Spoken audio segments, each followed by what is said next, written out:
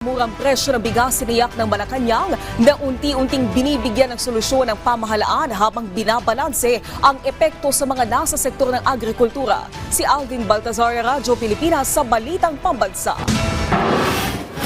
Hindi kayang biglain ang pagpapababa sa presyo ng bigas sa gitna ng patuloy na pagsisikap ng administrasyon na ito ay maibaba.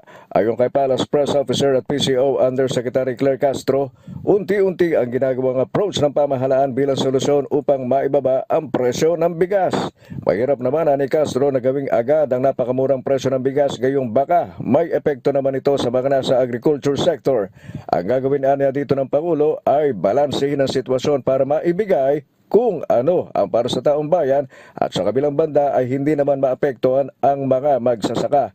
May mga hakbang na ni Castro na ginagawa ukol dito gaya ng ginagawang pagbabagsak ng NFA rice sa mga LGU na bahagi ng aksyon ng gobyerno sa gitna ng umiiral na food security emergency. Magbabalanse talaga tayo. Magbabalanse ang Pangulo para maibigay yung dapat sa taong bayan and at the same time hindi maapektuhan masyado yung ibang sektor.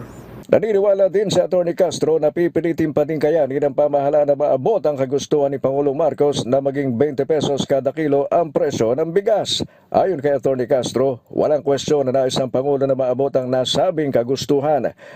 Sinabi naman ito ng Chief Executive ayon sa PCO official, kaya't sisikapin na niyang kayanin ng Pangulo na mapababa ang presyo ng bigas sa gayong halaga. Kaugnay nito'y muli naman binigyan din ni Castro na base sa mga nakaraang statement ng Pangulo ay kagustuhan o pagnanais lamang habang wala naman itong binanggit na pangako na maibaba sa 20 pesos per kilo ang presyo ng nasabing commodity. Nais, of course, gusto natin lahat. Kung 10 pesos nga lang, pwede, di ba? Pero, ginusto lang ito ng Pangulo. At pag sinabi niyang ginusto, pipiliting kayanin. Para sa Balitang Pambansa, Alvin Baltazar ng Radyo Pilipinas.